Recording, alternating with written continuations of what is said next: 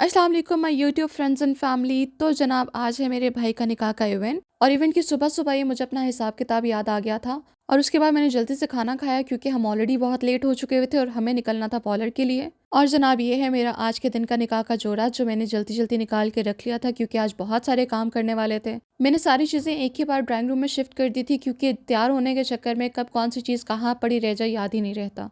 तो इसलिए मैंने ज़रूरी समझा कि सबसे पहले हम अपनी छोटी सी दुल्हन के गिफ्ट साइड पे कर लेते हैं और बिग बॉक्सेस की जितनी भी बास्केट बनी थी उनको मैंने साइड पे कर लिया क्योंकि फिर जब आपने निकलना हो तो फिर आपको किसी चीज़ की कोई मुश्किल नहीं होती। और वैसे ही आज के दिन में इतनी हसल थी, इतने प्रॉब्लम्स फेस करने पड़ रहे थे क्योंकि किसी पार्टी ने आना था और पिंडी इस्लामाबाद के सारे रोड बंद हो चुके थे। इवन जिस सैलून में हमने बुकिंग करवाई थी लास्ट राउंड पे हम वहाँ भी नहीं पहुँच सके। फिर 11th आवर पे हमें एक और सैलून में बुकिंग करवानी पड़ी जो हमें नियर बाई भी पड़ा था और जहाँ के रास्ते भी खुले थे। फिर खैर अल्लाह अल्लाह करके हम लोग सारे रेडी हुए और रेडी होते हुए ये टेंशन दिमाग में चल ही रही थी कि ऐसा ना हो रास्ते वाकई सारे बंद हो और हम लोग हॉल तक भी ना पहुंच सकें, जिसकी वजह से हमने सब काम बहुत जल्दी जल्दी किए और आखिर में वही हुआ जिसका डर था। जल्दी जल्दी में फायरवर्क का सामान घर पे ही पड़ा रह गया। हॉल पहुंचते हुए हमें रास्ते में इतने हर्डल्स फेस करने पड़े, कभी कहीं से निकलना पड़ा था कभी कहीं से, क्योंकि रास्ते ऑलमोस्ट सारे ही बंद थे। और इसी टेंशन में रहते रहते उस वक्त तक फायरवर्क का किसी को होश नहीं था। बहुत सारी फैमिलीज घर पे पहुंच ही नहीं सकी और सबको ही हमने ये इंस्ट्रक्शन दी कि आप लोग डायरेक्टली हॉल में आ जाएं। रास्ते में रुक रुक के हमने सारी गाड़ियों का इकट्ठा करने की कोशिश की, लेकिन कोई गाड़ी कभी बहुत ही आगे निकल जाती थी और कोई गाड़ी बहुत ही पीछे रह जाती थी। और आज के दिन में जहाँ ऑलरेडी बहुत ज़्यादा हसल चल रही थी वहाँ पे फोटोग्राफर्स ने भी अपनी कोई कमी नहीं छोड़ी थी। बुकिंग करते हुए हमने उनको स्पेसिफिकली मेंशन किया था कि हमें गाड़ियों की कवरेज भी चाहिए और जैसे ही हमने उनको इंस्ट्रक्शंस दी थी वैसा बिल्कुल भी नहीं हुआ। इवन जब हम घर से निकलने वाले थे तो हॉल में पहुंचने वाले सबसे पहले फोटोग्राफर्स ही थे। वैसे तो अगर कोई नॉर्मल डे होता तो हम उन्हें कॉल करके बुला लेते, लेकिन द वर्स्ट पार्ट इज कि उस दिन सिग्नल्स भी बंद थे। बट एनी हाउ जैसे तैसे करके हम लोग हॉल पहुंचे। वैसे तो रास्ते में हमने बहुत ज़्यादा ब्लॉकर्स फेस किए थे, लेकिन एट द एंड हम हॉल पहुंच ही गए थे। और जनाब यहाँ पहुंचते ही पूरे दिन का और रास्ते का स्ट्रेस खत्म हो गया था, इतना वार्म वेलकम हुआ था। यहाँ पहुंचते ही हमने चीज़ें सेटल डाउन की, सबसे मिले और फिर साथ ही निकाह शुरू हो गया।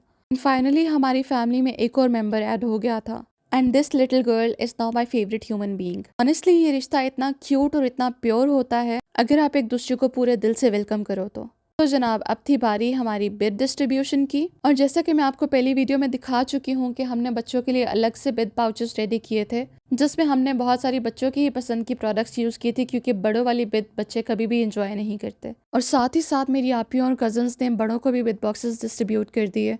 और यार ये बिड बॉक्सेस इतने क्यूट लग रहे थे क्योंकि मेरा मेन फोकस हमारी गोल्डन और वाइट थीम को ज़्यादा प्रोमिनेंट करना था, जिसकी वजह से मैंने वाइट बॉक्सेस लिए थे। ऑल्दो बॉक्सेस के ऊपर जो रिबन था वो गोल्डन ही था, लेकिन लाइटनिंग की वजह से उसका शेड ज़्यादा प्रोमिनेंट नहीं हो रहा था।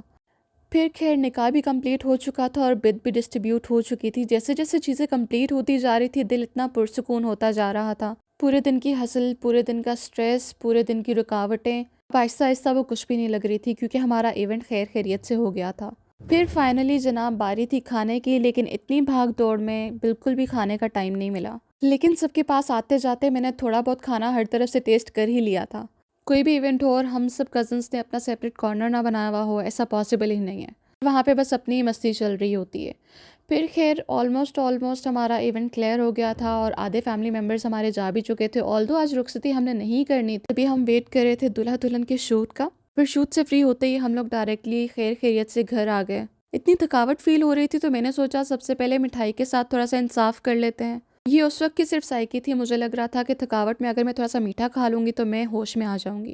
क्योंकि इसके बाद बारी थी जनाब सबसे इम्पॉर्टेंट काम की। और ऐसा तो आप लोगों की तरफ भी होता ही होगा कि हर इवेंट के बाद हमारे घर के बड़े सारे इन्वेलप्स लेके बैठ जाते हैं। मुझे लगता है कि ये सबसे ज़्यादा इंटरेस्टिंग पार्ट होता है पूरे दिन का। इट्स नॉट बिकॉज कि किसने कितने पैसे दिए, बट इट इज़ अबाउट कि हमारे किस इन्वेलप में से कितने पैसे निकल रहे हैं। वैसे तो ये लिफाफा सिस्टम काफ़ी इंटरेस्टिंग काम लगता है, लेकिन इस काम में इतना टाइम लग गया कि पता ही नहीं चला। काफ़ी रात हो चुकी थी, लेकिन जनाब इस सारे हसल में मैं आपको सबसे इम्पॉर्टेंट बास्केट्स तो दिखाना भूल ही गई थी। और ये फेवर बास्केट्स आई थी स्पेशली निकाह के इवेंट के लिए, जिसमें चॉकलेट वाले फेवर्स थे, सौंफ की बहुत छोटी छोटी क्यूट क्यूट सी कोन्स बनी हुई थी और इस कंप्लीट बास्केट पे छोटे छोटे क्यूट से टेक्स्ट भी लिखे हुए थे। इसके अलावा एक और सेल्फ ग्रूमिंग की बास्केट थी जो स्पेशली हमारे दूल्हे भाई के लिए आई थी, and yes the dry fruit tray too. जनाब यहाँ पे होती है हमारी आज की वीडियो एंड। मिलते हैं नेक्स्ट वीडियो में, टिल देन बाय।